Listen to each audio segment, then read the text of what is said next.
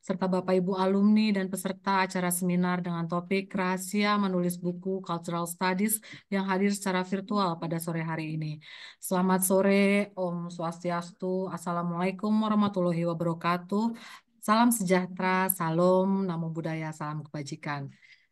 Dengan mengucap syukur kepada Tuhan Yang Maha Esa karena atas berkat kasih karunia-Nya, kita berkumpul sore hari ini Selasa 9 Juli 2024 secara virtual di acara seminar yang merupakan rangkaian untuk memperingati hari jadi program studi doktor Kajian Budaya Universitas Udayana yang ke-23. Hadirin yang berbahagia, acara pertama yaitu pengantar dari dosen S3 Kajian Budaya. Beliau juga koordinator program studi Dr. Kajian Budaya Universitas Udayana pada periode 2018 sampai 2022 dan tentunya beliau memiliki kepakaran yang sangat hebat di bidang kajian budaya. Kepada Bapak Profesor Dr. Ana Agung Ngurah Anom Kumbara MA, waktu dan layar kami persilahkan.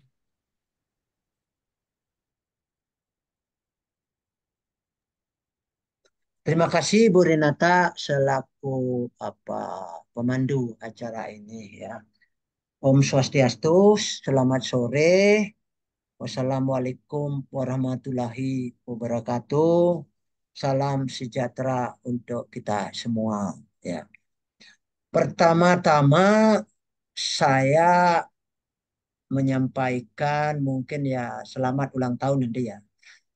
Kemudian ada Pekan Culture Studies ya, yang sudah diselenggarakan oleh uh, Bapak Kapolri. Kemudian juga sudah mengundang beberapa narasumber yang luar biasa ya. Nanti sepekan ada dari mancanegara, dari Australia kalau tidak salah itu Bapak Adrian Vickers, kemudian dari Kanada, dan tentu juga alumni.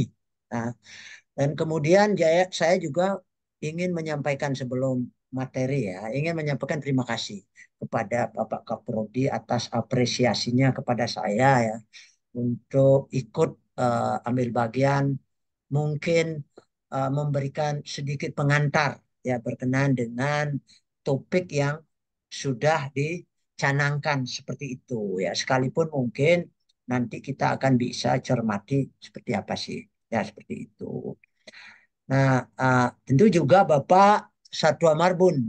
Beliau adalah doktor yang saya juga dulu promotornya dan sekarang akan menjadi narasumber dan sangat luar biasa ya. Sangat luar biasa. Dan tentu Bapak-bapak dan Ibu-ibu para peserta yang sudah hadir dalam acara webinar ini. Saya memang diberikan mandat untuk memberikan pengantar. Mudah-mudahan dapat menjadi satu inspirasi ya. Jangan selalu yang muluk-muluk luar biasa terhadap apa yang akan saya sampaikan. Oke. Nah, ini karena saya mungkin waktunya 10 menit, katanya sih 5 menit, tapi kalau 5 menit pasti pengantarnya sudah habis nanti tidak merujuk materi ya, seperti itu. Oke. Nah, kemudian apakah layar ini saya harus besarkan enggak ya? Seperti ini kan, biarkan seperti ini ya. Maaf Iya. ya. Oke, biarkan aja. Nah, jadi di sana ditulis apa rahasia menulis buku culture studies. Mungkin yang dimaksud rahasia ini apa gitu. Nah ini yang nanti penting saya harus sampaikan. Sesungguhnya sebenarnya menulis apapun tidak ada rahasia, ya. Tetapi yang diinginkan oleh Bapak Koprodi dengan merujuk itu adalah strategi menulis. Nah itu kan. Nah strategi menulis culture studies. Mengapa harus ada strategi gitu? Mengapa? Nah karena kalau kita ingin menulis sesuatu, kita memang harus tahu dulu sosoknya gitu. Wujudnya apa dulu? Kalau ini tidak paham, nanti bisa kemana-mana. Ya, strategi. Oke. Jadi mungkin yang dimaksud adalah bagaimana memahami, oke, memahami dan kemudian sekaligus menulis, nah, gitu ya, culture studies. Nah, ini sebenarnya bagaimana memahami. Artinya apa? Ketika kita berbicara tentang memahami, maka kita harus mulai membaca dulu gitu loh. Ya, memahami itu kan harus membaca, ya, membaca. Mengapa kita harus membaca? Dengan membaca kita akan tahu di mana sebenarnya posisi ilmu ini terhadap ilmu yang yang lain. Ini penting. Karena dengan kita membaca ilmu itu, kalau kita sudah tahu rahasianya, oh dia aliran ini. Ini aliran ini itu yang dimaksud, ya. Karena culture study adalah sebuah disiplin dalam tanda kutip mungkin adalah sebuah pendekatan yang ya beririsan dengan ilmu-ilmu lain tapi dia bukan ilmu itu sendiri. Ini menjadi penting ya untuk bisa kita memahami di mana sebenarnya posisi ya. Posisi itu tadi culture studies. Lantas ketika kita sudah mengambil posisi itu maka kita baru akan menulis, menyampaikan sesuatu. Nah, ini sebenarnya. Oke. Bagaimana sih wujud dari uh, tulisan yang kita sebut sosoknya culture studies? Tulisan itu kita anggap atau kita tafsir sebagai culture study manakala. Nah ini yang penting. Manakala apa? Gitu. Dia memiliki karakter tersendiri yang dalam bahasanya filsafat ilmu disebut dengan epistemologi. Nah, gitu loh. Ini yang disebut epistemologi. Nah, dalam culture studies kita mengenal istilah epistemologi kiri. Nah, gitu. Ya, epistemologi kiri. Cara melihat, cara kita melihat sesuatu dan kemudian cara kita menulis atau menjelaskan sesuatu. Tentu berbeda dengan epistemologi yang lain, ilmu yang lain, antropologi atau apapun. Ya, jadi culture studies adalah irisan-irisan dari ilmu-ilmu yang lain yang sudah mapan sebelumnya. Dia kemudian muncul sebagai sebuah disiplin baru atau uh, paradigma baru di dalam rangka menjelaskan fenomena kebudayaan. Itu ya, culture studies kan studi tentang kebudayaan. Sebenarnya studi kebudayaan sudah lama dilakukan oleh antropologi. Karena itu di Udayana pernah terjadi pergulatan istilah ya yang disebut dengan apa? Study of culture dan culture studies. Ini sebenarnya gimana nih ceritanya? Oke, saya kembali ke tadi ya. Uh, Kalau kita ingin menulis dan kemudian memahami dan juga menulis tentang culture tadi, kita harus tahu dulu sosoknya. Sosok culture studies itu seperti apa sih? Baru kita tahu, baru kita nanti akan menulis. Karena kita sudah tahu sosok culture studies itu, maka dapat dipastikan karya kita adalah karya culture studies yang berbeda dengan karya kebudayaan, studi budaya yang lain. Ya, itu yang tadi disebut apa? Epistemologi kiri. Nah, ini yang saya mau katakan dulu ya. Oke. Nah, kemudian ketika kita mau memahami dan kemudian menulis, ini memang ada banyak rujukan. Ya, beberapa saya ingin singgung sebelum nanti apa itu culture studies dan bagaimana itu gitu. Oke. Ada beberapa buku yang sebenarnya uh, sudah mempersoalkan atau memperdebatkan mengenai wacana ini ya. Salah satu karyanya yang awal itu adalah karyanya Clifford Kidd tentang disebut dengan interpretation of culture ya, interpretation of culture, the interpretation of culture. Menginterpretasi kebudayaan itu seperti apa sih? Nah, itu kan tadi kita membaca, setelah kita membaca dan melihat, membaca itu kan teks. Culture itu sebuah teks. Kita baca. Apa yang dilakukan orang itu kita baca, kemudian kita tafsir maknanya. Nah, kemudian kita tuh tulis.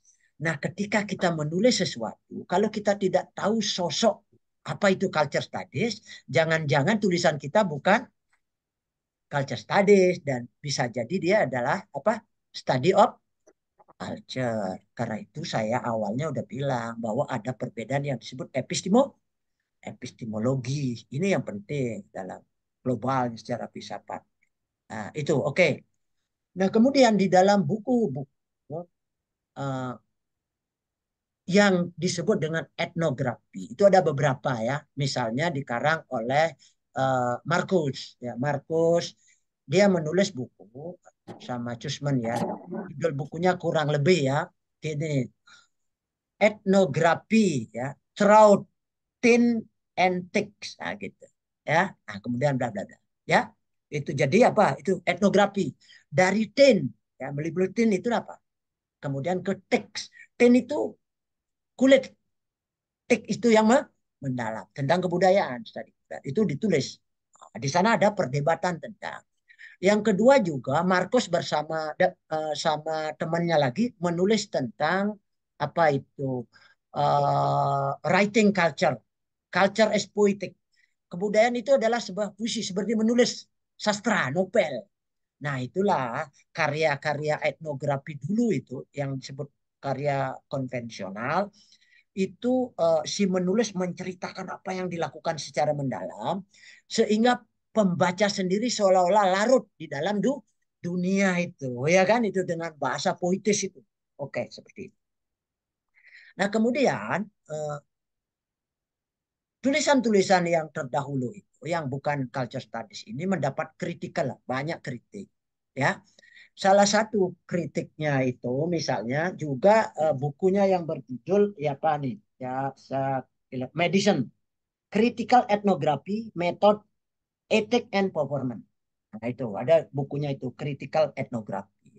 Itu Madison menulis bagaimana sih etnografi kritis yang merupakan bagian dari metode kajian budaya atau culture studies di dalam memahami makna-makna yang dari gundukan makna-makna ya sampai tidak ada lagi makna yang bisa dipertanyakan. Jadi seperti itu.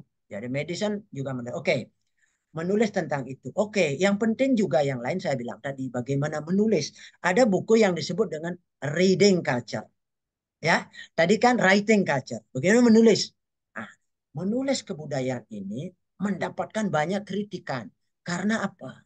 Karena selama ini gitu, penulis-penulis kebudayaan itu cenderung dalam tanda kutip abai terhadap dimensi ekonomi politik, dimensi kekuasaan dan seterusnya.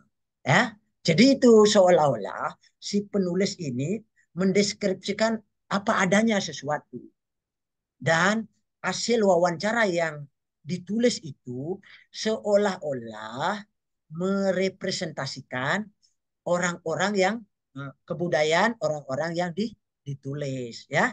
Nah, kemudian Markus di dalam writing culture itu debat itu mengkritik. Sebenarnya kritiknya apa? Kritik representasi. Kritik representasi artinya apa? Siapa yang memberi kewenangan untuk menjelaskan bahwa kebudayaan saya, makna kebudayaan saya seperti ini? Siapa? Nah, itu mulai dipertanyakan. Mengapa demikian? Apa yang dikatakan oleh informan atau narasumber, ya, ini seolah-olah mewakili masyarakat. Dan apa yang dilakukan oleh aktor-aktor, semuanya adalah mulia. Ya, ini itu disebut kritik representasi semua.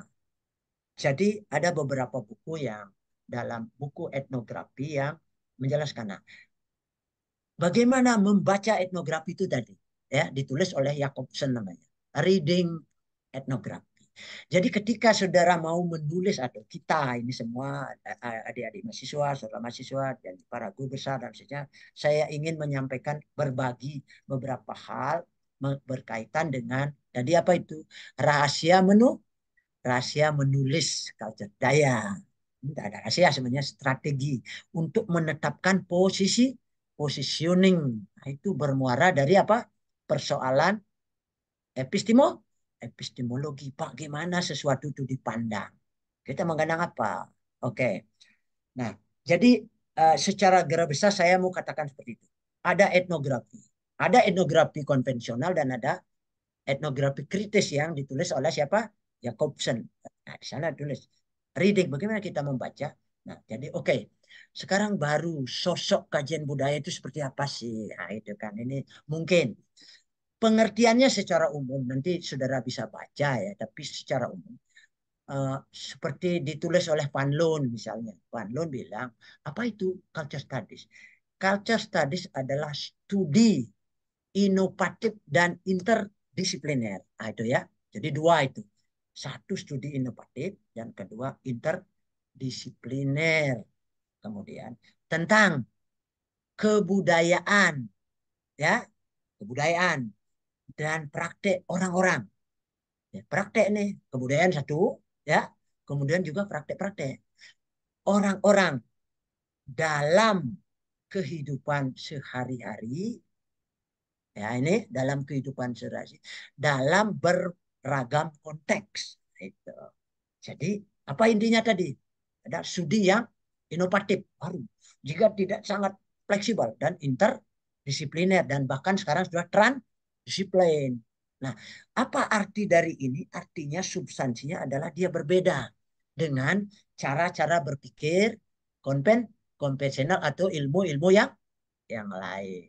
Itu ya. Jadi itu tadi praktek kehidupan sehari-hari dalam beragam konteks. Ya, tergantung dari siapa. Itu dia menjadi cair. Ya. Oke. Nah, salah satu pendekatan nanti adalah etnografi kritis itu. Nanti pasti ada di sana. Ini secara bangunan apa definisi. Jadi sebenarnya adalah mungkin dalam pertanyaan lain, bagaimana individu-individu memaknai ya praktek-praktek mereka dalam kehidupan sehari-hari, dalam itu tadi beragam tergantung konteksnya apa dulu. Oke, jadi ini adalah ruang. Nah, kemudian ketika kita telusuri ini adalah wujud dari culture studies. Culture studies adalah itu tadi sebuah pendekatan baru ya tentang apa konsekuensi dari rumusan ini. Banyak sekali ya tadi nanti berkaitan dengan orientasi metodologi atau dalam kata lain paradigma. Ini nanti orientasinya. Oke. Yang kedua kemudian kita sebut dengan kehadiran atau kemunculan dari kajian budaya ini. Saudara sudah tahu pasti wajib hukumnya. Dia muncul dari pengaruh apa? Teori kritis ya. Itu dia muncul kan. Ya, nah, muncul di mana itu? Di Jerman awalnya kan. Itu sudah tahun berapa? 2002 apa 2019-23 oleh tokoh-tokoh Frankfurt School namanya. Ya, siapa itu? Okimer ya. Tetapi nah gitu ya, tokoh kritis ini belum sampai ke kajian budaya karena dia masih merujuk kepada kritik terhadap apa? Terhadap modernitas dan Marx, teori Marx tentang itu baru itu aja. Kemudian teori ini berpengaruh nanti ke Framing School, ya. Kemudian di sanalah mulai dimunculkan atas kritik terhadap aliran Frankfurt yang masih berkutat kepada persoalan teori untuk teori, di mana teori-teori juga cenderung untuk pro status quo, mengamini semua. Contohnya adalah modernitas. Jadi kan itu kritiknya.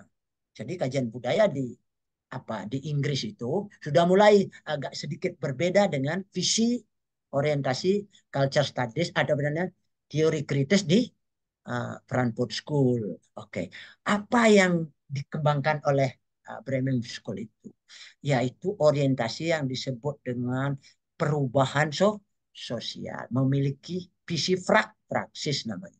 Ya, jadi kajian budaya itu mengandung dua dimensi, teoretikal dan juga praksis. Praksisnya apa? Ingin melakukan satu perubahan sosial, ya, yang gitu. Mengapa harus dirubah? Karena selama ini modernitas itu atau modernisme itu memuat ideologi-ideologi tersembunyi yang pro status quo. Ya, jadi culture studies muncul kritik terhadap modernitas atas kegagalan misalnya di Frankfurt School, benar nggak itu, ya kan? Kegagalan Marxis, kegagalan modernitas, masyarakat modern ya, yang kalau Markus bilang manusia satu satu dimensi, yang lain bilang berkembangnya budaya massa dan seterusnya. Oke, nah sekarang baru saya uh, cukup jelas apa yang disebut dengan karya yang bernuansa culture studies manakala dia menggunakan satu teori kritis. Nah, ini nah, jadi harusnya itu kalau dia sudah menunjukkan. Tapi bagaimana ini penggunaan atau studi-studi kritis yang dilakukan seharusnya dan idealnya tidak berhenti hanya upaya untuk mendeskripsikan ya, membuat etnografi tentang gejala-gejala itu jika tanpa sebuah gerakan praksis. Nah, di sanalah dia memiliki visi. Visi apa? Visi keberpihakan. Nah, karena itu nanti ada pertanyaan yang disebut dimensi aksiologi. Dua tuh misalnya. Satu, epistemologi bagaimana ya fenomena itu mau dijelaskan. Yang kedua adalah persoalan apa tadi aksiologi, apa gerakan itu memihak atau tidak, pro ini atau tidak. Jadi itu, jadi harus memang mengarah kepada tujuan yang bersifat partisipatoris dan emansipatoris. Apa arti emansipatoris? Proses penyadaran akan potensi di diri mereka untuk, nah itu tadi, melakukan perubahan atau melawan hegemoni dan dominasi kekuasaan dalam tanda kutip. Apa yang disebut kekuasaan oleh Foucault? Kekuasaan adalah wacana, ya, kekuasaan bukan diri melalui proses pendisiplinan. Itu harus dibongkar. Jadi culture studies, ya itu, tulisan ini ketika dia mampu untuk itu tadi ya, menempatkan, memposisikan diri sebagai apa yang saya sebut epistemologi kiri. Selalu dalam ujian saudara tadi ikut, bagaimana itu dipersoalkan. Karena memang tujuannya untuk subversif, ya, ingin membongkar, bercuriga terhadap apa itu tadi wacana-wacana yang bersifat hegemonik yang direproduksi oleh agensi itu. Itu yang mau kita bongkar. Oh ini loh. Nah, culture tadi seperti itu. Oke. Yang kedua, sekarang objeknya. Nah, itu dalam mungkin di dalam filsafat ilmu disebut subjek matter. Siapakah yang menjadi layak untuk dijadikan objek untuk diberdayakan.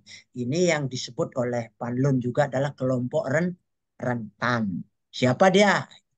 Berdasarkan apa? Ras, etnik, dan gender. Jadi culture studies memang di Birmingham School itu memang berorientasi pada kelompok-kelompok itu ya. Pemberdayaan terhadap buruh kan, wanita, ras, para migran, dan sebagainya. Nah itu. Dalam rangka apa? Dalam rangka demarginalisasi. Nah itu nanti tulisannya harus memang harus memihak. Karena itu nanti, wah ini kok terlalu apa? Tidak netral. Memang keberadaan dari culture studies memang harus tidak netral. Karena itulah dia awalnya menggugat. Menggugat siapa? Menggugat ilmu pengetahuan yang disebut dengan sains. Apa yang digugat? Sains yang digugat adalah satu adalah positivisme. Ya. Jadi positivisme itu apa yang disebut harus objektif ya. Jadi paham objektif ini ditentang oleh culture studies karena semua itu bersifat subjektif. Itu satu ya. Kemudian kedua adalah keberhasilan modernitas yang mencirikan kepada efisiensi, kebenaran tunggal, universalisme ini itu juga dikritik. Karena itu nanti muncullah postmodern seperti Lyotard. Nah, di mana di sana Lyotard kritik terhadap meta narasi. Dia tidak setuju dengan meta narasi kebenaran tunggal yang universal. Culture studies justru di sana kritikalnya. Mengapa? Karena semua yang diproduksi, yang disebut kebenaran itu, pada hakikatnya memuat relasi kuasa yang direproduksi melalui wacana.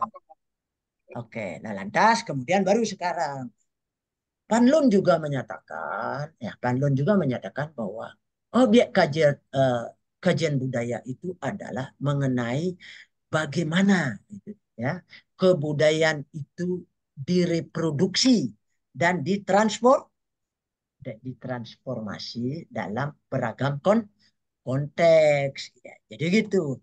Apa yang saya mau katakan adalah epistemologi kiri itu memang pertama seperti tadi positioning. Dia selalu curiga, dia tidak pernah mengakui adanya netralitas ya, universalisme ya gitu, kebenaran tunggal ya tidak. Sudah harus begitu. Karena itu tidak aneh lah karya-karyanya itu sering kalau pejabat yang ikut itu warnanya, loh ini kok tidak berimbang. Memang harus tidak berimbang. Tetapi yang penting statement yang dibangun itu adalah berdasarkan pada data yang kuat. Oke, ini kelemahan dari mahasiswa kita ini kebanyakan datanya kurang. Belum lagi persoalan dialektika data itu kapan dia. Kan ini harus dikaitkan dengan beragam konteks. Kalau konteks ini begini, kemudian dikait-kaitkan itu menjadi dia. tulisan culture studies gitu. Tidak. Kalau dia hanya Izin Pak berhenti Prof. Izin Pak apa? Prof. Waktunya Pak Prof. Oke, lagi sedikit. Oke. Siap Pak Terakhir saya Prof. kita ini jadi intinya bagaimana menulis itu memang menetapkan pada epistemologi dulu ya. Epistemologi yang kiri apa? Beranjak pada teori kritis dan kedua eh, melakukan keberpihakan Kelihatan. terhadap kelompok rentan itu. Oke. Sekarang baru mengapa harus saya katakan tadi etnografi? Jadi culture studies ini memang harus berbasis kepada etnografi itu. Ada 4 elemen di dalam sebagai satu kesatuan ini penting. Nanti baca lagi. Satu pertama yang disebut dengan question, pertanyaan. Pertanyaan tidak pertanyaan ecek-ecek, tapi pertanyaan filosofis. Yang ditanyakan itu mendasar atau berdasar pada asumsi teoritis itu. Harus itu epistemologi ini. Pertama, etnografi merujuk kepada pertanyaan penelitian. Harus. Apa? Nah, itu berdasar. Yang kedua disebut dengan apa? Orientasi teoritis. Itu. Kedua, etnografi itu harus. Nah, itu ialah yang menentukan apakah dia study of culture atau culture studies. Dasarnya, mengapa culture studies memulai pertanyaan dari dissensus, ingat, ketidaksepahaman. Sementara studi kebudayaan memulainya dengan nilai atau konsensus. Ingat itu. Jadi yang memulainya itu epistimunya beda karena itu dia bercuriga dan dia ingin bongkar-bongkar. Gitu loh, ya. Ini yang kedua. Apa itu tadi? Landasan itu tadi yang disebut paradigma. Paradigma boleh, ya itu tadi. Yang ketiga baru metode. Metode untuk apa ini? Untuk itu menentukan lokus. Jadi etnografi itu ada 4 dimensi penting. Satu tadi question, pertanyaan seperti itu. Kedua, asumsi dasar, paradigm atau apapun istilahnya. Ketiga, metode. Nah, itu tadi di culture studies saya udah menulis ada 5 metode yang kerap digunakan oleh culture studies ya. Dari etnografi kritis sampai ke pendekatan Foucault tentang apa cana arkeologi dan itu ya arkeologi dan apa itu uh, pengetahuan dan kekuasaan lah seperti itu. Oke. Uh, yang terakhir apa? Ini terakhir adalah data. Nah ini. Jadi data yang didapatkan ini tidak hanya temuan yang tiba-tiba tidak. Data yang ditemukan adalah data yang sudah dirancang di dalam para paradigma itu. Kalau tidak begitu kita menceng nanti ke arah itu tadi value gitu lagi ada banyak kita ini kita berdasarkan value enggak karena memang dia culture studies ini memulai dari apa konsep dissensus karena itu istilahnya demarginalisasi ya kan dekonstruksi dan seterusnya. Oke, saya kira uh, mudah-mudahan ini apa yang saya sampaikan bisa menjadi inspirasi dan tentu nanti lebih banyak akan diberikan oleh narasumber kita Pak Marbun. Selamat ya. Dan juga saya ingin sampaikan selamat kepada Kajian Budaya untuk ulang tahun yang ke-23. Semoga lebih dewasa, lebih banyak mahasiswanya dan menghasilkan mahasiswa-mahasiswa alumni-alumni yang luar luar biasa. Terakhir saya minta maaf atas berbagai kelemahan, kekurangan saya dan juga sudah menyita sekian banyak waktu. Mudah-mudahan apa yang saya sampaikan ada manfaatnya dan menjadi inspirasi untuk kita semua. Saya akhiri dengan para Mesanti dan juga saya kembalikan waktu kepada Ibu Renata. Om Santi, Santi, Santi. Om. Terima kasih banyak Pak Prof. Luar biasa ya, kita udah diberikan pengantar tentang apa itu culture studies, jangan sampai tertukar menjadi studies of culture. Nanti untuk lebih detailnya kita akan intip atau kita akan kulik rahasia dari narasumber kita sore hari ini. Baik Bapak Ibu yang berbahagia, berikut kita akan memasuki acara inti sore hari ini, yaitu pemaparan materi tentang rahasia menulis buku cultural studies Adapun teknis dari sesi ini yaitu pemaparan materi disampaikan selama 30 menit, Bapak. Setelah itu nanti kita lanjutkan dengan sesi diskusi dan bagi para Bapak Ibu peserta yang ingin bertanya, nanti dapat menuliskan pertanyaannya melalui kolom chat atau nanti bisa fitur raise hand. Namun sebelum itu izinkan saya membacakan sedikit CV beliau karena panjang sekali jadi nanti mungkin saya baca poin-poinnya aja Pak Pendeta ya. Ya. Beliau adalah beliau Pendeta Dr. Saurtua Marbun, STHM AMM CPHR dan saat ini beliau bekerja di Universitas Triatma Mulia di Badung. Kemudian pendidikan terakhir beliau yaitu doktor dari Kajian Budaya Fakultas Ilmu Budaya Universitas Udayana dan beliau banyak sekali menulis buku. Eh, saya lihat di CV-nya sangat-sangat banyak. Ini kalau dibaca nanti sampai besok kali ya Pak Dokter ya. Nah, jadi saat ini beliau lagi nulis buku. Nanti kita bisa kurik-kurik juga tentang Prophetic Voices in Cultural Studies, Critical Reflection and Social Transformation. Nah, itu lagi beliau kerjakan. Nanti kita bisa minta tip and trick bagaimana beliau menulis dan kita bongkar semua rahasianya Pak Dokter Saurto Marbun ini. Baik, tidak berlama-lama lagi kepada yang terhormat Bapak Pendeta Dr. Saurto Marbun, STHM AMM CPHR, waktu dan tempat disilahkan. Ya, terima kasih banyak Ibu Renata ya. Saya panggil Ito saja, Ito Renata ya. Ya, Pertama-tama saya mau ucapkan terima kasih banyak kepada promotor saya, Profesor Anak Agung Ngurah Anom Kumbara. Prof, saya rasanya kok kembali ke ruang kelas di mana dulu Bapak mengajar dengan cara yang belum berubah dan disertai dengan lelucon guyonan yang membuat kita selalu terbangun di kelas, begitu ya. Terima kasih banyak, Prof. Kemudian yang kedua, saya juga mau ucapkan terima kasih banyak buat promotor saya juga, Profesor Dharma Putra, saat ini menjabat sebagai Koprodi. Saya merasa sangat bangga, merasa diberikan ruang yang luar biasa untuk berbagi sore hari ini. Berbagilah, bukan menjadi narasumber ya. Menjadi narasumber tadi udah dibuka semua rahasianya oleh Prof. Anom. Cuman saya yang narasumber, beliau pengantar. Padahal materinya semua udah dibongkar oleh beliau menurut saya. Nah, janji saya ini seperti ini. Nanti transkrip dari video YouTube dari apa yang dipaparkan oleh Prof. Anom Kumbara tadi, itu coba nanti saya olah dengan NVivo, ya, karena sudah terekam di YouTube, nanti transkripnya kita tinggal ambil, lalu kemudian kita olah dengan software yang bernama NVivo itu, kemudian kita jadikan apa dia nanti. Apa mau jadikan buku ajar atau buku referensi, itu bisa. Itu bisa. Bapak Ibu semuanya yang tidak bisa saya sebutkan nama satu persatu, terimalah salam dari saya. Om Swastiastu. Assalamualaikum warahmatullahi wabarakatuh. Salam sejahtera buat kita semuanya. Salam kebajikan. Selamat sore.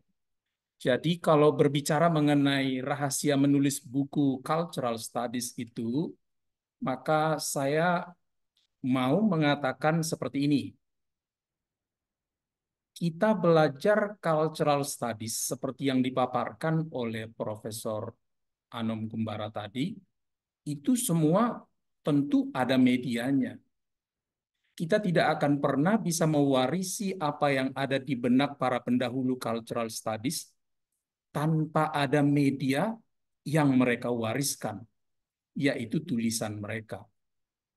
Jadi cultural studies bisa jadi kemungkinan tidak akan kita warisi kalau saja para tokoh-tokoh itu tidak menulis, ya, tidak menulis.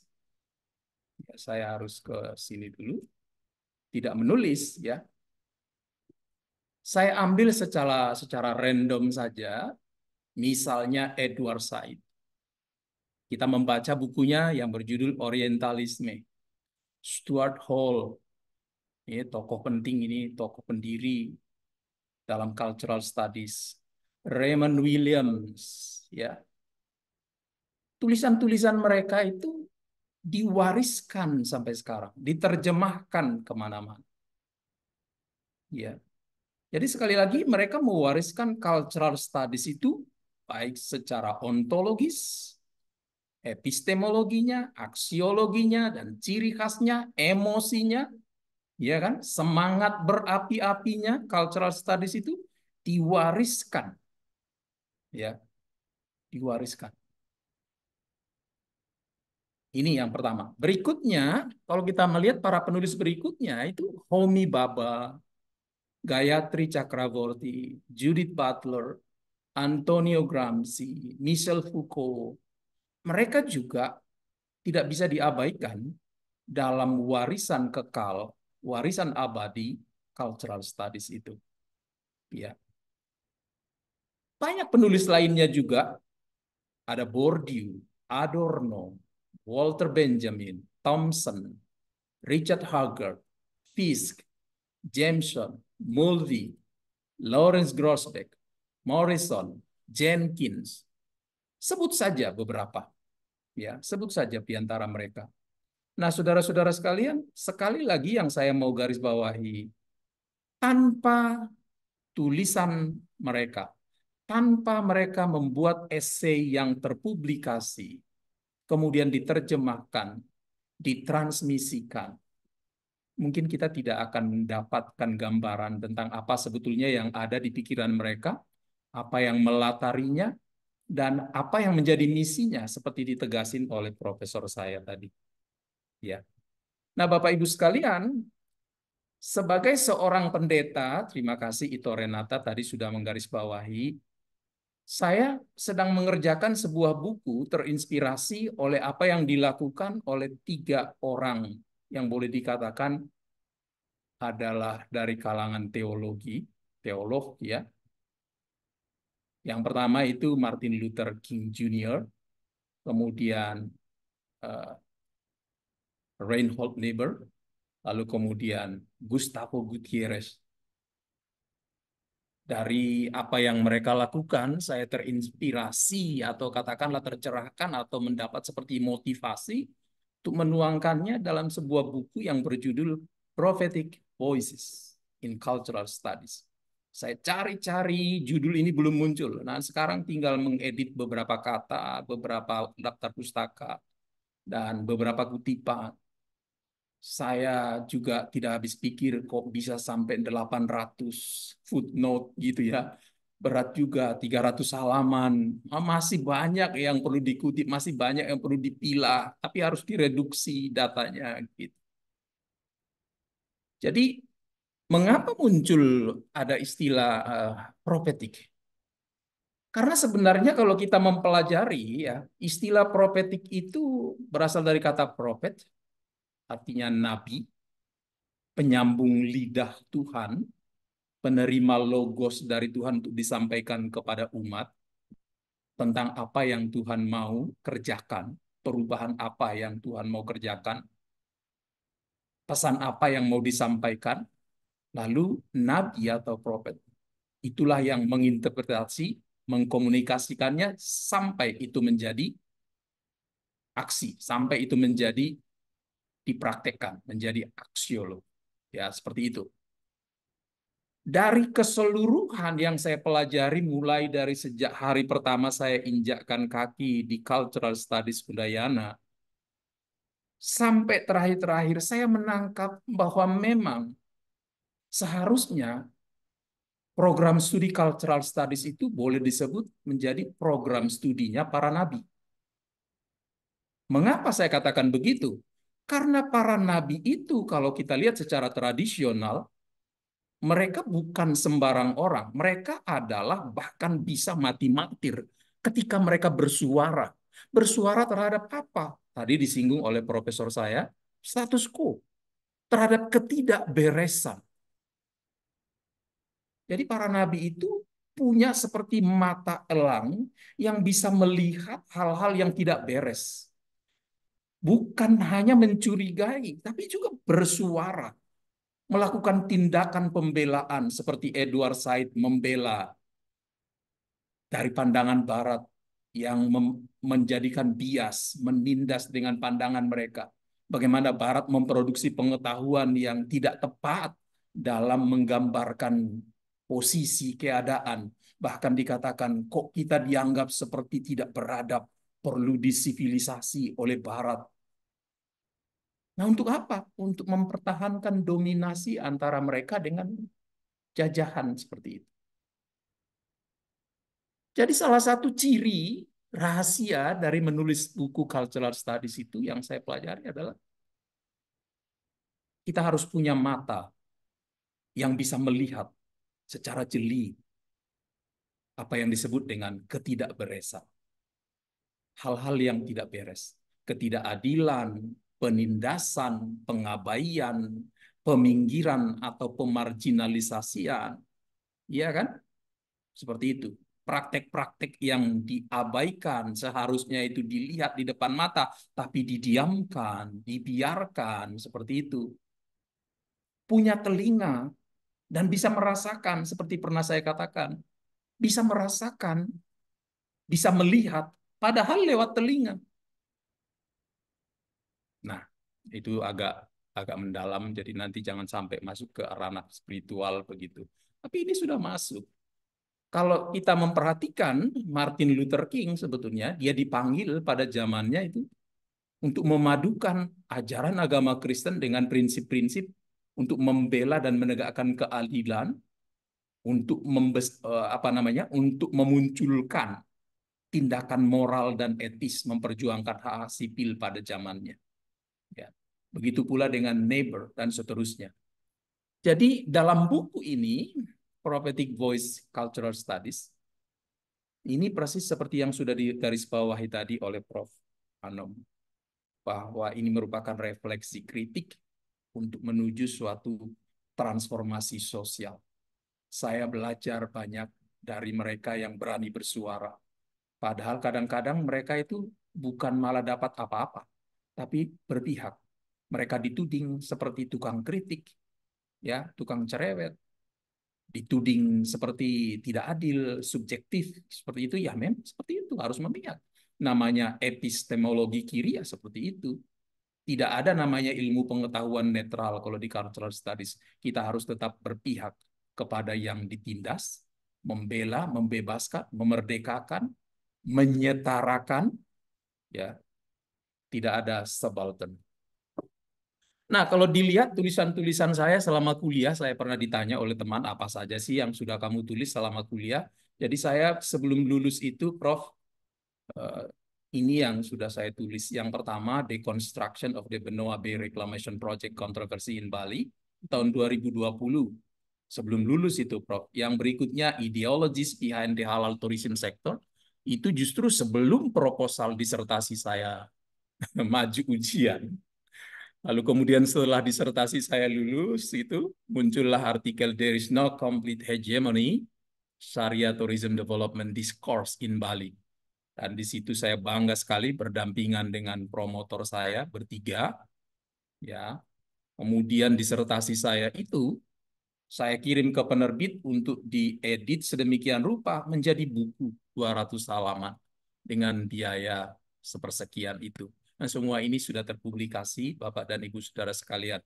Saya melangkah lagi ke berikutnya, menulis buku cultural studies pada zaman sekarang ini supaya tidak seperti dikatakan, saya lupa nama beliau, profesor yang jadi salah satu narasumber kita pada ulang tahun Prodi Kajian Budaya beberapa periode yang lalu, tahun lalu atau tahun sebelumnya.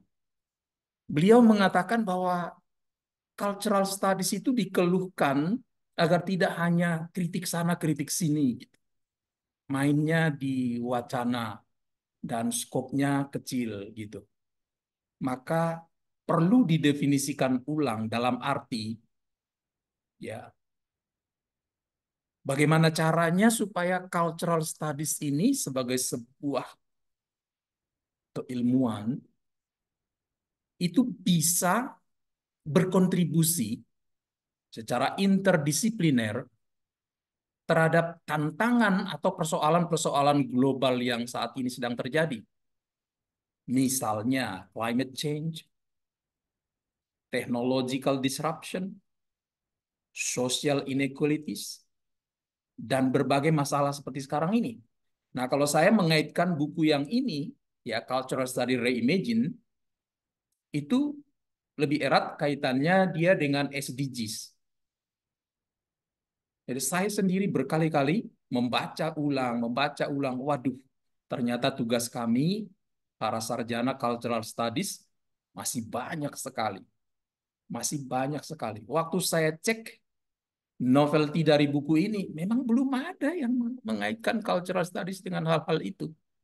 Secara global, secara spesifik. Tapi secara sporadis, ya mungkin ada peneliti-peneliti yang mencoba memotret diskriminasi di desa A, di institusi B, ya kan? Lokusnya itu kadang-kadang kan lokusnya terbatas gitu, karena kemampuan dana, waktu, dan kemampuan sumber daya lainnya seperti itu dari peneliti, lokusnya itu dibatasi.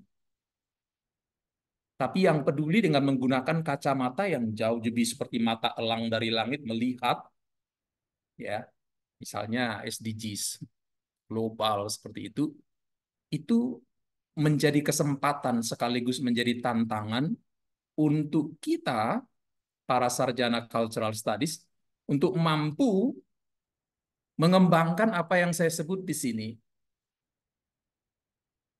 mindset entrepreneurial cultural studies. Ya, ya kan? Pola pikir kewirausahaan cultural studies. Kalau belum pernah ada yang menyebutnya, izinkan saya. Nanti urusan kaji-kaji epistemologi saya akan duduk berguru kembali kepada Prof. Dharma dan Prof. Prof. Ngurah Anom Kumbara dan profesor saya yang ada di UNUD. Ya, apalagi di era kurikulum merdeka sekarang, ya, kampus katanya merdeka, kapan dosen merdeka dalam berkarya? Nah, teman-teman, saudara-saudara sekalian, hal yang kedua yang ingin saya bawahi adalah bahwa kalau kita mau menulis buku cultural studies, maka mau tidak mau kita harus merdeka dulu, ya. Kita harus merdeka dulu. Merdeka dari apa? Merdeka dalam menulis. Itu akarnya merdeka dalam berpikir. Kalau sekarang kan kita seperti dibelenggu oleh penjara linearitas. Jadi banyak teman-teman saya para sarjana cultural studies itu kembali ke ilmu asalnya, padahal sudah lulus dari doktor kajian budaya misalnya, tanpa menyebut nama, maafkan saya tidak bermaksud menyakiti, tetapi kita sedang belajar bersama. Nah, akhirnya kita kembali seperti kelompok subaltern. Kita nggak berani bersuara. Apalagi kalau kemudian baru aja muncul ide mau menulis proposal buku seperti itu, langsung dibilang, itu tidak linear. Orang kemudian mulai ciut, mundur gitu. Tanduknya udah langsung mau tumbuh seperti ini, tapi kemudian lagi lemes gitu. Seperti itu. Ada kadang kala kita nggak berani bersuara, nggak berani menulis, nggak berani punya ide. Nah, menurut saya pernah mengatakan bahwa di cultural studies, saya dipertajam sekaligus diperhalus. Tulisan-tulisan saya dikoreksi dengan sangat hati-hati oleh Prof. Dharma, Prof. Anom Kumbara, Dr. Puja Astawa. Saya sekali lagi terima kasih banyak. Tidak membalas apa-apa di dunia ini. Saya doakan saja, saya syukuri. Dikoreksi habis-habis. Ini cuman klise aja tulisanmu ini. Flat, flat. Kalau sudah disebut flat, artinya apa? Enggak ada. Nggak ada dinamikanya. Ini tujuannya kemana? Hanya cerita datar-datar aja seperti itu, ya. Jadi sekali lagi harus merdeka, bebas dari rasa takut. Jadi ketika saya meneliti di disertasi saya, itu saya berhadapan di antara dua kelompok besar. ya, para pemangku kepentingan di Bali dan pemangku kepentingan Jakarta. Jakarta mau mengembangkan Bali menjadi destinasi wisata syariah, lalu kemudian dipromosikan sebagai pariwisata halal. Tapi teman-teman kita di Bali kemudian mengatakan tidak setuju dan seterusnya, ada demo di sana sini. Lalu orang mulai berkata, "Hei Marbun, kamu itu pendeta Kristen, ngapain kamu mencampuri urusan Hindu dan Islam?" Saya bilang saya tidak mencampuri hal-hal yang kalian sebutkan, saya sedang belajar.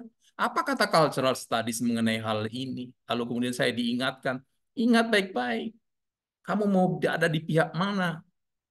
Awalnya saya agak berpikir, mau ngomong berpihak ke Bali atau mau berpihak ke Islam seperti itu. Tapi kemudian saya dibimbing dan dikatakan bahwa ya, saya berpihak. Bali, biarkan Bali tetap jadi Bali. Ya kan? Yang kita hadapi menteri, yang kita hadapi itu ya presiden yang teken SK-nya itu masuk Bali di urutan ke-13. Dan saya terbitkan saja buku seperti itu. Teman-teman saya yang belum sempat baca buku ini mengatakan, apa mungkin pariwisata syariah dikembangkan di Bali? Kamu itu udah ngawur, kamu pendeta? Pendeta gitu. Tidak, baca dulu dong artikel saya biar ngerti. Ini adalah pembelaan pemertahanan Bali. Jangan diganggu Balinya. Udah terkecil, terus kemudian terkenal di seluruh dunia, kira setelah itu di daerah lain masih ada kesempatan dan seterusnya. Jadi menulis buku cultural studies itu diperlukan satu keberanian dan kemerdekaan berpikir. Saya teruskan lagi. Apa yang saya tulis setelah lulus kemudian, saya mulai memperluas apa yang dikatakan oleh Prof. Pembicara kita di ulang tahun kajian budaya tahun yang lalu. Saya mulai memperluas tulisan-tulisan saya dengan mendefinisikan ulang kajian budaya, lalu bertemu dengan ini, dengan judul baru, memperluas skop dari tulisan-tulisan saya, mengatakan Green Sanctuaries, Sustainable Practices for Modern Churches. Mulai dari gereja harus punya mindset bagaimana berpikir tentang keberlanjutan alam semesta ini. Iya kan? Itu sudah mulai harus diajarkan oleh para pemimpin-pemimpin gereja. Kemudian saya juga menulis tentang postkolonial theology dan political identity. Nah, ini membuat saya agak merinding. Decolonizing faith. Bahwa ternyata ada ajaran-ajaran agama yang disebut itu berasal dari sono, dari langit. Tapi ternyata itu adalah pola pikir barat yang disisipkan lewat khotbah, lewat tafsiran, dan lewat lain-lainnya itu. Siapa yang ngajarin saya itu? Profesor saya bertiga harus tanggung jawab yang mempromotori saya. Tapi ternyata kalau dibongkar, ya, kalau diperhatikan, wah, harus direinterpretasi. Ini harus dibersihkan nih. Nah, saya tidak mau menyebut terlalu jauh, agak tertawa, tapi karena memang ya inilah tertawa orang merdeka itu seperti itu. Ada seorang profesor dari Filipina mengatakan, Marbun, you should careful about the mentality of colonialism. Saya bilang, how to say it? Can you repeat it? Saya bilang gitu.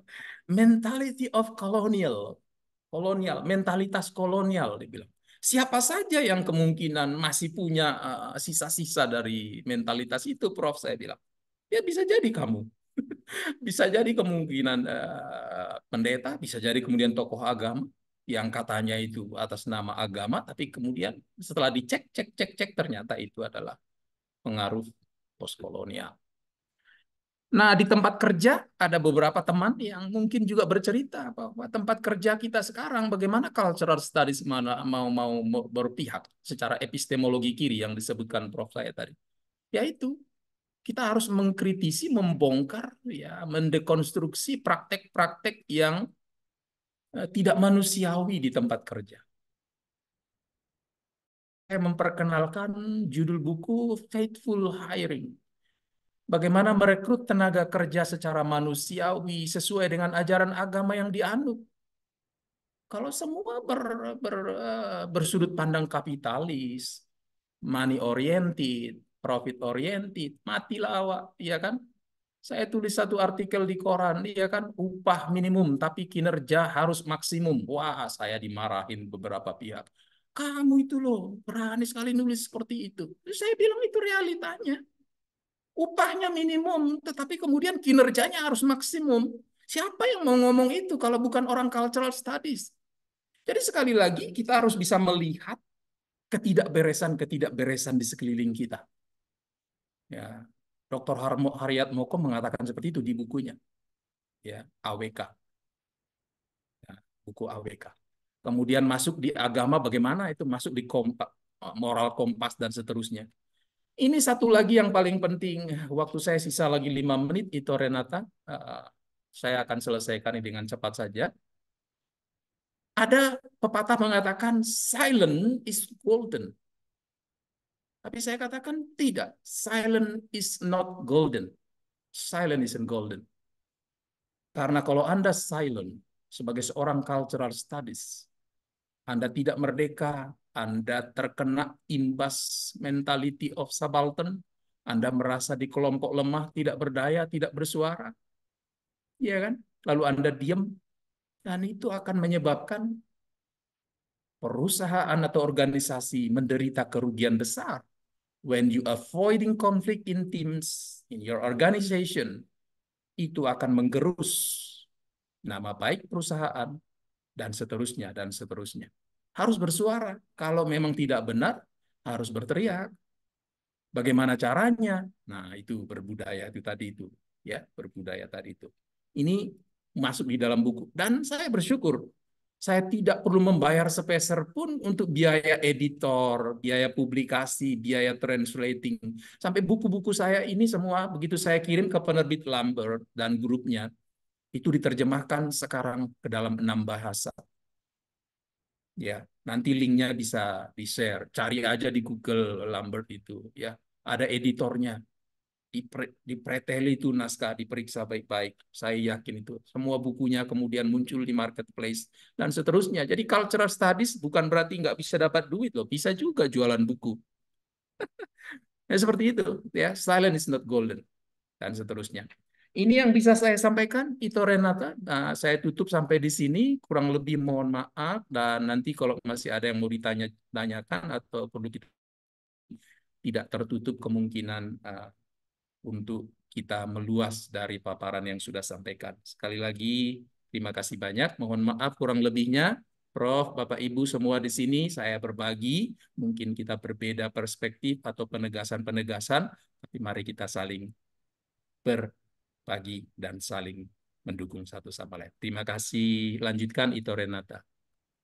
Siap, terima kasih banyak Pak Pendeta. Menarik sekali ya. Ada rahasia tadi kalau saya sih nyatet poinnya yaitu mata yang harus jeli ya, lihat hal-hal yang gak beres, kemudian kemerdekaan berpikir harus berani. Nah, ini kalau kita orang sana ya Pak Pendeta, ya berani-berani aja ya. Eh, di tanah rantau kan, kita harus berani. gitu.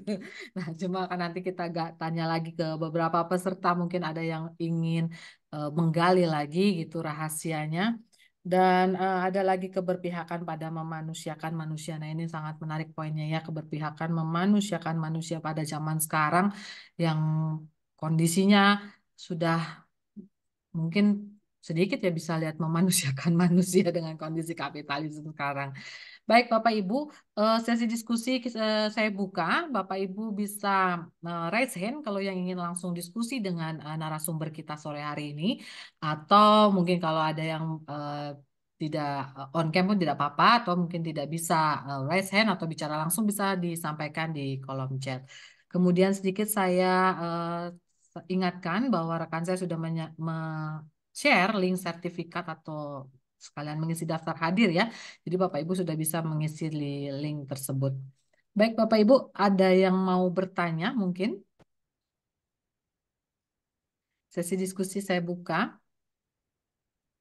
Atau mau diskusi dari begitu banyak buku yang Bapak Pendeta karyakan ya, hasil karyanya luar biasa banyak, bahkan sampai di translate ke berbagai bahasa ya, menarik sekali.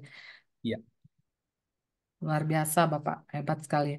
Dan kalau saya lihat itu keberanian berpikir itu, kalau buat saya sendiri ya, kayak misalnya kami yang berada di birokrasi gitu, keberanian berpikir itu masih terkungkung di sini, jadinya masih belum. Waduh. Ya, jadi masih sangat menarik, termotivasi saya mendengarkan paparan Ya. dari Pak Pendeta, luar biasa. Ya, Bapak Ibu ada yang mau bertanya? bisa mengajukan di kolom chat atau raise hand. Kalau belum ada yang bertanya, saya tergerak hati. Bagaimana kalau Ito Renata meminta Prof. Dharma Putra untuk nimbrung? Beliau pasti ada yang cespleng-cespleng begitu. Nah, saya ini kan juga lahir di jentik jarinya beliau di Cultural Studies juga, gitu. Itu silahkan. Baik, Bapak izin sepertinya beliau lagi ada kegiatan juga. Jadi, Oh, ya, sepertinya beliau ada kegiatan sore hari ini, tapi beliau juga menyimak. Hanya mungkin ada sedang kegiatan yang lainnya. Ada beliau masih ada di link, ada di Zoom ini. ya, Mungkin sebelum Pak Prof Dharma atau mungkin ada yang lainnya rekan-rekan yang ingin tips and trick gitu ya tadi Pak Pendeta juga bercerita beliau sebelum selesai studinya bahkan sudah punya beberapa publikasi. Nah, bagi kita-kita yang mau tahu mungkin bagaimana atau akan menuju ke publikasi bisa di sharing di sini gitu kan ya Pak Pendeta ya tidak apa-apa ya misalnya kita ya, bisa cari walaupun di topik kita adalah rahasia menulis buku mungkin dari beberapa rekan-rekan yang sama dan saya statusnya mahasiswa juga ingin tahu juga sharing bagaimana sih menyiapkan artikel sebelum promosi atau disertasi bahkan ada seperti itu ya Pak Pendeta tidak masalah kan Pak ya kalau misalnya ada yang ya, ingin ya. diskusi seperti itu. Apakah teman-teman ada yang ingin berdiskusi mengenai artikel atau yang lagi bergolau-galau gitu menyiapkan artikelnya karena salah satu prasyarat juga ya untuk maju ke Hmm, jenjang sebelum berikutnya. Ibu, Oh ya, izin, Dokter Evelyn, Ibu Ah, Evel. ya izin, Ibu Renata, salam silakan, jauh dari silakan. Korea. Eh, Oh, Mbak- Bapak Doktor Marbun, Marbun. ya, Ya. ya. Salam dari Korea, Dokter. Wow. Ya, dari It's a jauh saya. beautiful country, Evelyn. Oh, thank you very much. Sungguh Yeah, go ahead. sangat apa ya presentasi yang sangat menginspirasi. Terus terang saya sangat terkagum-kagum ya ketika mendengar sejak awal sebetulnya dari sejak Prof. Anom itu memberikan trik-trik kepada kita. Saya sibuk mencatat trik yang tadi beliau sampaikan. Dan juga tadi ketika melihat bahwa Dr. Marbun juga menulis begitu banyak tulisan, artikel, buku ya, hingga diterjemahkan. Kebetulan saya juga bekerja sebagai penerjemah di Korea ini untuk bahasa Korea Indonesia. Mungkin kalau perlu diterjemahkan dalam bahasa Korea, nanti Ah, bisa ini ya dicoba your nanti. bahasa Indonesia is excellent. Yes, actually I'm teaching Indonesian in Korea. Ah, great, That's great. why ya. Ah, Ya, jadi sangat menarik, Dokter. Dan mungkin seperti yang sudah disebutkan oleh senior saya, Ibu Renata, kesulitan kita ketika kita mau menulis ya, itu pasti ide itu pasti ada. Sambil mendengarkan presentasi hari ini pun, saya percaya semua teman-teman, Bapak Ibu yang hadir di sini juga, oh iya saya punya ide ini, ide itu. Tapi kemudian ketika kita selesai dari seminar, ketika kita selesai dari satu acara yang sudah memberikan satu insight kepada kita, kemudian kita lalu kembali kepada kesibukan kita sehari-hari sehingga kita itu sulit untuk menemukan waktu yang tepat untuk melanjutkan tulisan kita itu. Jadi sering terputus. Dan saya lihat tadi ada berbagai isu ya. Bapak Dr. Marbun sendiri adalah seorang pendeta. Saya percaya mungkin ada pelayanan yang dilakukan dan juga sebagai seorang dosen juga pasti ada berbagai macam kegiatan dari kampus yang sangat menyita waktu. Nah, mungkin pertanyaan saya simple ya, it's a very very simple and maybe essential question. Bagaimana Bapak membagi waktu dan bagaimana Bapak mempertahankan ya satu ide yang Bapak punya itu? Karena tadi Bapak sebutkan buku yang Bapak tulis itu jumlah pagesnya itu bisa sampai beratus-ratus, bahkan sampai footnote-nya itu bisa beratus-ratus. Itu saya tahu merupakan satu kerja yang sangat keras dan sulit ya untuk kita mungkin sebagai orang yang tidak terlalu talented in writings mungkin ya. Maybe you can give us some tips Ya, so we can fix ya. on our ideas. Ya, Dengan senang mungkin ya. hati. Terima kasih Dengan ya. senang hati, Evelyn. Terima kasih banyak. Saya suka dengar suaranya. Because saya juga dapat sertifikat dari HCGP Asia Pacific as an radio station manager and then advanced announcer radio. Jadi Wow. Oke. jadi saya bisa disebut bisa menunjukkan wajah lewat telinga. Oh, jadi kalau listener bisa mendengar itu mereka seperti melihat wajah saya ketika berbicara lewat radio seperti itu. I don't really understand what they mean about it. But saya bilang oke lah kalau begitu, kalau kalian mengatakan begitu. Nah, bicara to the point saja pertanyaannya Evelyn, saya menghargai itu. I will show you my handphone. Jadi di handphone saya itu 8 jam kerja per hari, 5 hari dalam seminggu. Di kampus itu sebagai seorang dosen fungsional, mengajar beberapa kelas, membimbing, menguji mahasiswa tesis dan skripsi seperti itu, dan kegiatan-kegiatan lainnya, seminar dan seterusnya. Itu hampir 60% dari jam kerja saya di kampus itu saya gunakan dengan schedule seperti ini, reading time and writing time. Jadi kalau saya misalnya lagi duduk minum kopi, kadang-kadang terlewat waktunya, tiba-tiba ada notifikasi di handphone saya karena Google Kalendarnya itu langsung muncul seperti dot merah, seperti bunyi, seperti ting ting, seperti itu. Oh, saya diingatkan seperti itu.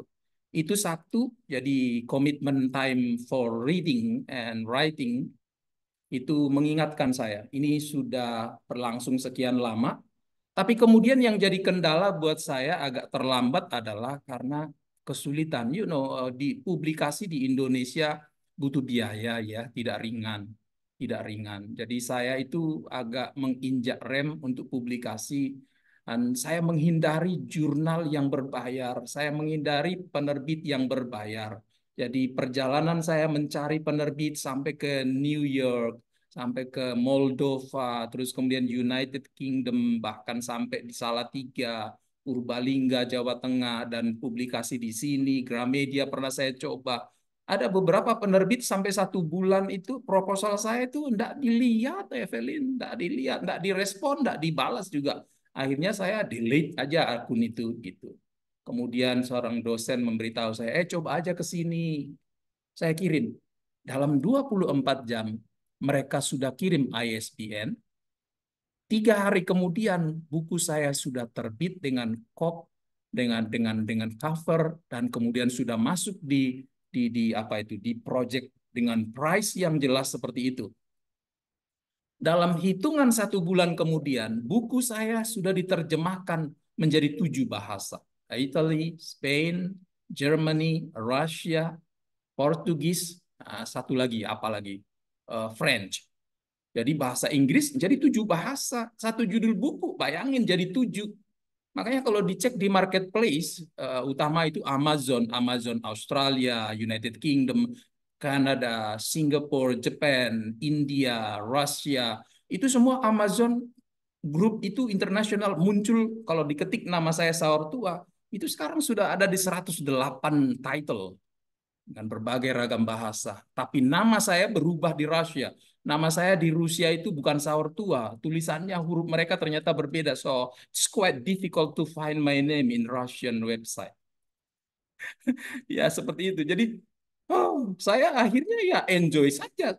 No problem with publication, no problem with the finance for editing the manuscript, and then I'm just writing and reading, writing and reading. Envivo menolong sangat banyak.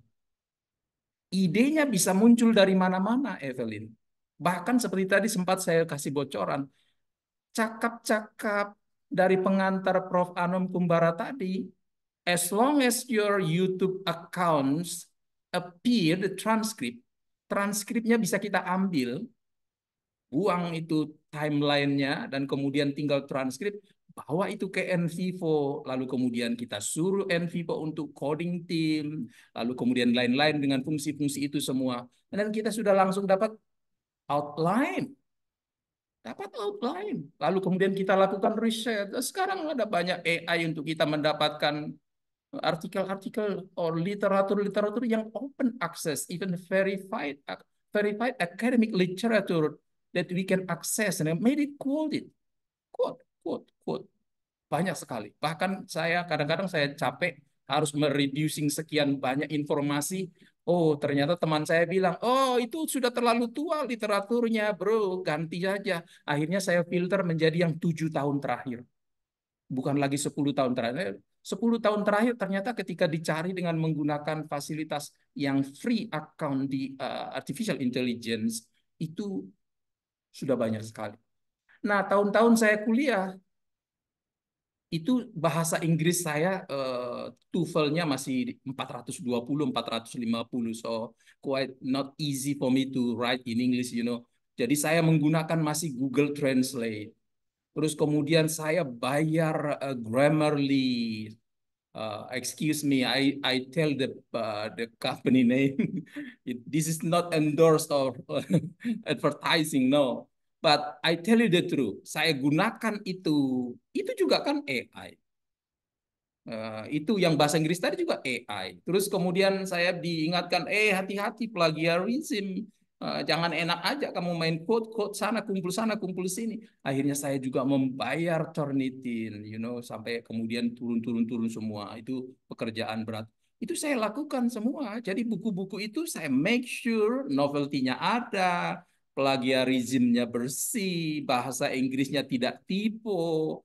Makanya buku saya itu 2 hari setelah upload submit, itu 2 hari ISBN-nya sudah keluar dari sana, itu dari Europe. Mereka bilang, oh your manuscript is clear, go submit again, submit more. Dan saya lihat mereka bekerja keras. Keseriusan seperti itu adalah buah dari scheduling time for reading and writing. Terima kasih Evelyn. Saya tahu Evelyn juga punya tips yang luar biasa. Berani ke Indonesia, speak in bahasa, and then teaching bahasa in your country, you know. Terima kasih. Ya, waktunya banyak. Terima kasih banyak, sangat menginspirasi. Iya Evelyn. Iya, terima kasih banyak Ibu Dr. Evelyn Yang dan Pak Fartua Marbun, luar biasa ya. Ternyata memang Renata, saya Pak Prof hadir. Prof ada di mana itu? Lagi jalan? ya di jalan ya. Karena tadi disabet oleh Pak Pendeta, saya juga harus bicara ya. Iya Prof. Siap Pak Prof. Dengan senang hati banget, please. Ya, pertama terima kasih untuk Pak Dr.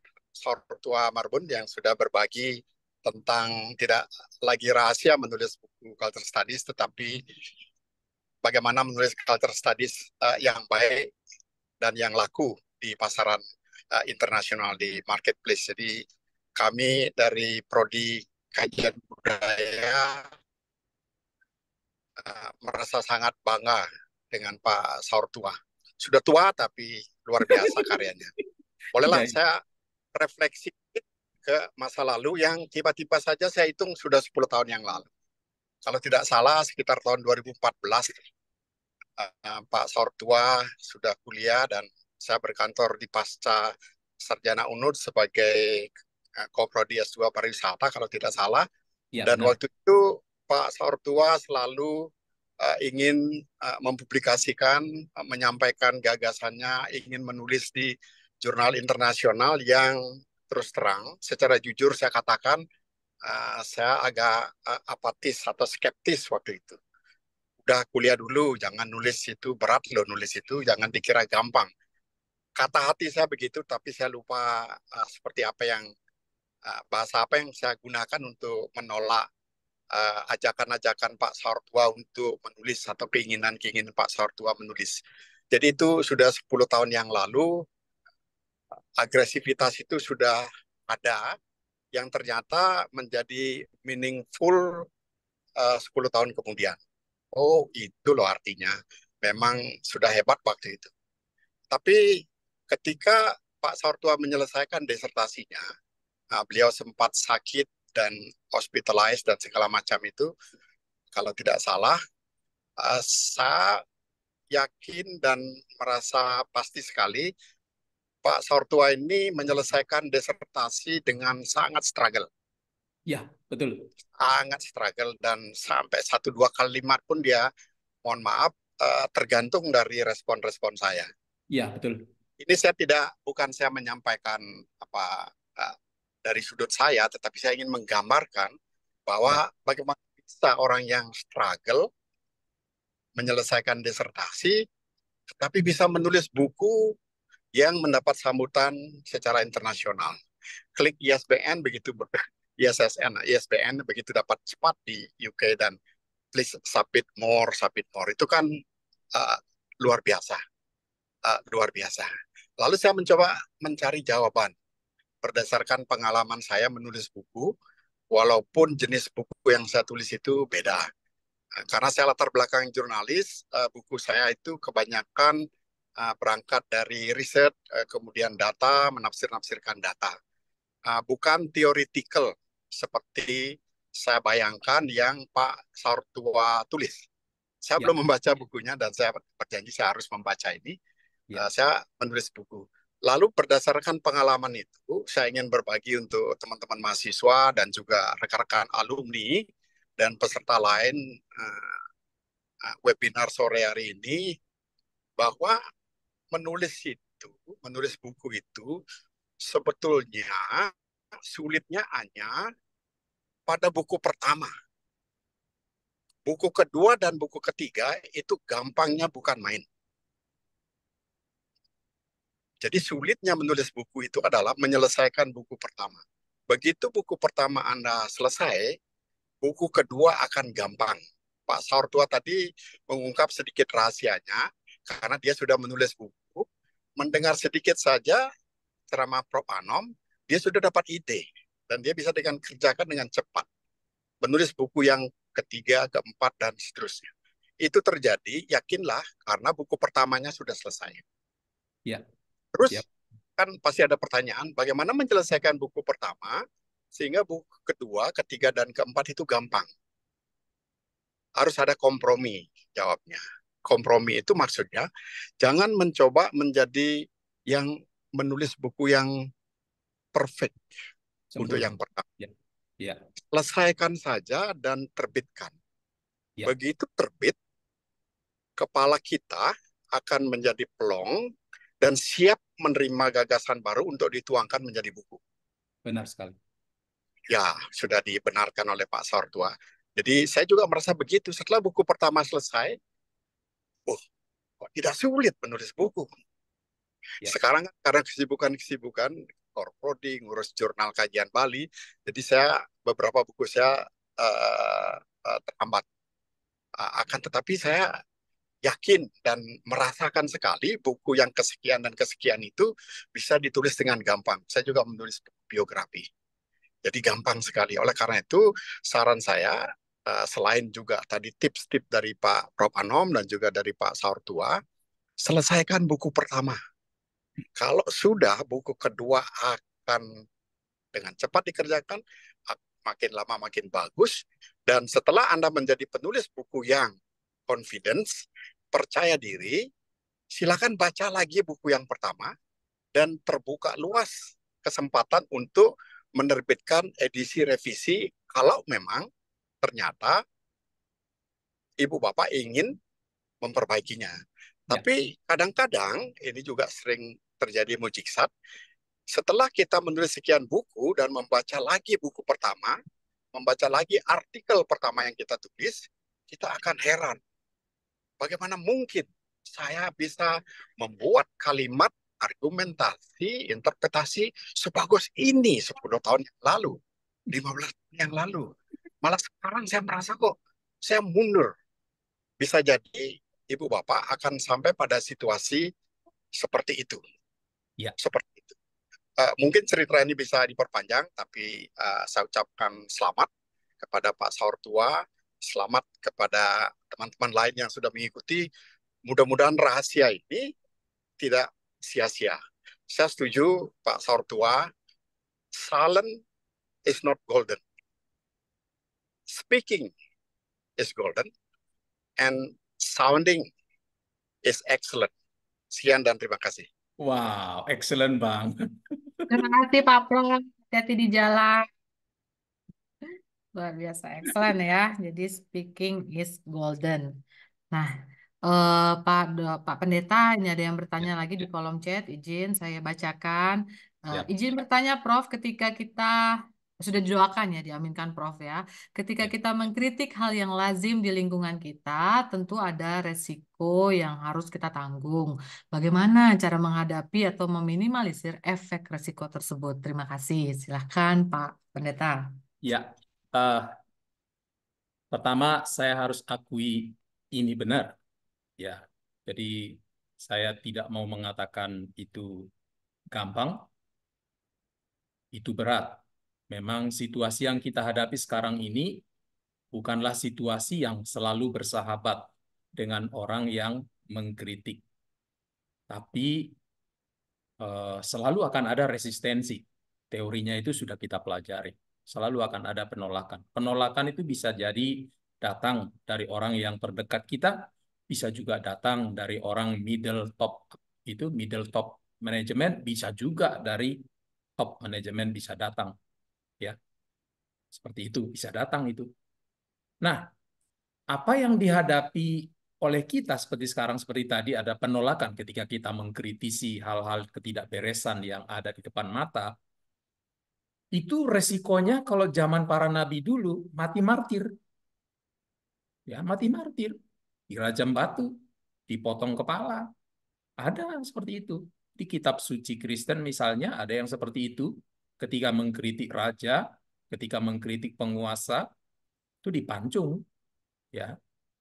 Bahkan Yesus sendiri pun masih erat kaitannya dengan karena kritik-kritiknya itu kritik pembebasan, kritik kebenaran, transformasi sosial. Kalau dilihat dari kacamata cultural studies, itu kritik-kritik dari Yesus sendiri pada zamannya terhadap para tokoh yang ada pada zaman itu yang menjurus, mengarahkan akhirnya orang mengatakan di sekitar itu habisi dia.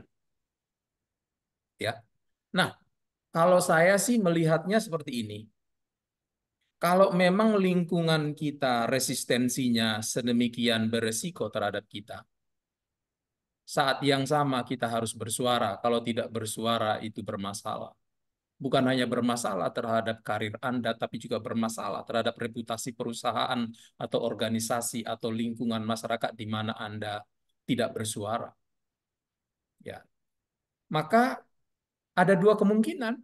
Kalau Anda mengkritik, harus siap terima resiko, dikeluarkan mungkin. Atau ya seperti pejuang tenaga kerja yang terjadi di Jawa Timur beberapa tahun yang lalu.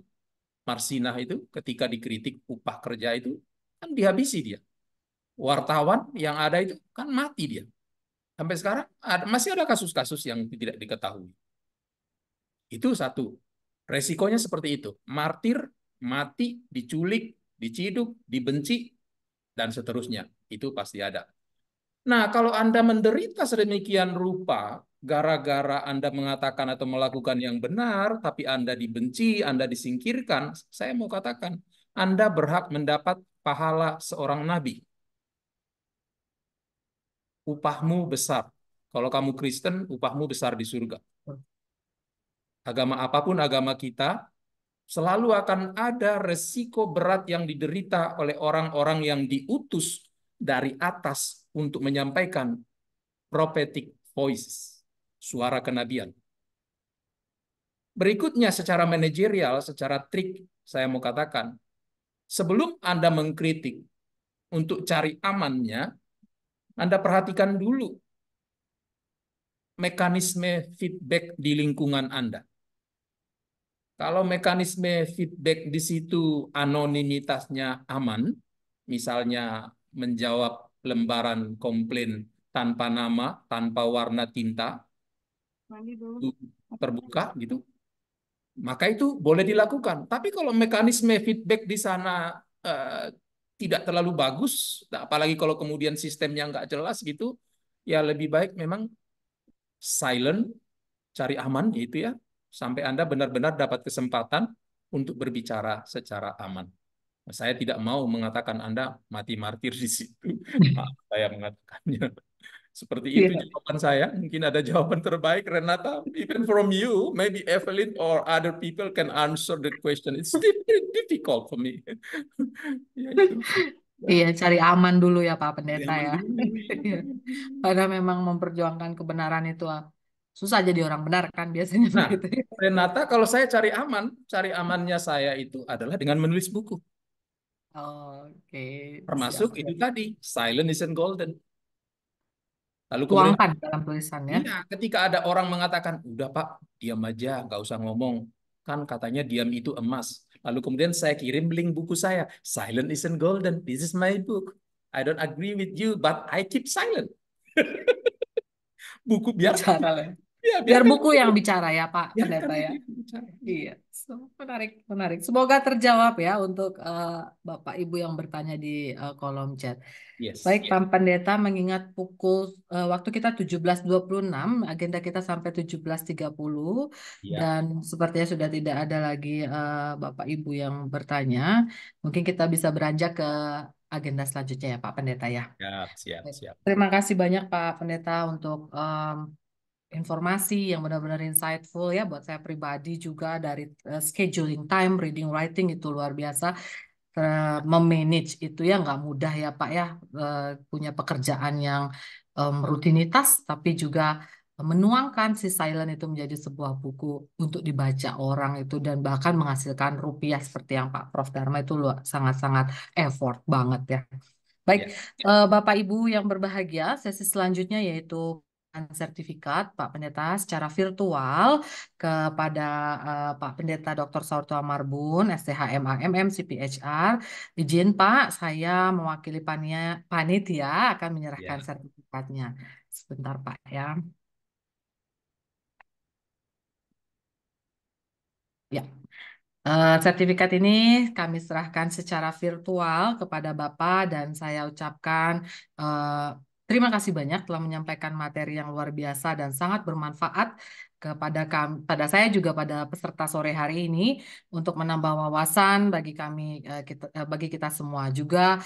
Terima kasih untuk peserta yang turut aktif menghangatkan sesi diskusi sampai dari Korea ikut menghangatkan ke Indonesia juga ya. Luar Baik, biasa. mari kita beri tepuk tangan secara virtual untuk narasumber sore hari ini.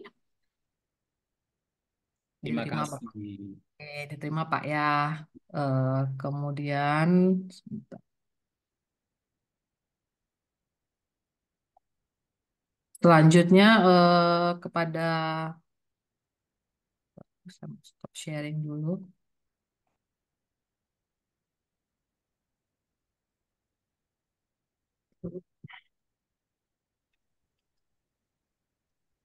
Renata mungkin bisa diinformasikan webinar kita yang berikutnya bukan hari Rabu besok, tapi hari Kamis sore. Siap, Prof. Kita dari Korea akan menyampaikan materi tentang film Korea antara Oscar dan drakor. Jadi pencinta drakor, sampai jumpa hari Kamis sore. Terima kasih. Iya. Siap, baik. Tadi sudah disampaikan oleh Pak Prof Dharma bahwa akan ada webinar berikutnya ya. Bapak Ibu jangan sampai lupa untuk ikut. Sebentar, saya mau stop sharing dulu. Oke, jangan sampai lupa untuk ikut di acara berikutnya. Sebelum saya akhiri, saya minta kepada seluruh peserta yang bisa mengaktifkan kamera untuk mengaktifkan kamera karena akan ada foto bersama dan saya akan mengambil gambarnya. Baik, bisa diaktifkan kameranya. Saya akan pandu dari sini untuk menghitung, mengambil gambar. Iya. Satu, dua. Sudah aktif semua. Ada yang mau aktifkan lagi? Saya tunggu dulu. Baik. Satu, Sudah. satu, dua, tiga. Ya. Terima kasih banyak, luar biasa ya. Hadirin yang berbahagia, puji syukur ya, sore hari ini acara demi acara telah kita lewati. Akhirnya sampai di penghujung acara, saya Renata mewakili seluruh panitia yang bertugas mengucapkan terima kasih kepada peserta atas kehadiran dan partisipasinya dalam acara webinar sore ini. Semoga banyak ilmu yang didapatkan dan bisa diaplikasikan. Mohon maaf jika ada kesalahan selama acara webinar ini berlangsung. Sebelum saya tutup, seperti biasa, izinkan saya memberikan satu buah pantun. Naik pesawat sambil melamun. Pergi liburan ke Palangkaraya. Mari ucapkan selamat ulang tahun untuk Prodi S3 Kajian Budaya. Terima kasih, sampai jumpa. Dan saya tutup dengan Prama Santi, Om Santi, Santi, Santi Om. Wassalamualaikum warahmatullahi wabarakatuh. Terima kasih, jangan lupa mendaftar untuk webinar berikutnya. Cakep, Renata. Cakep, Renata. Terima kasih Pak Pendeta, God bless Ya, you. sama-sama. Terima kasih ya.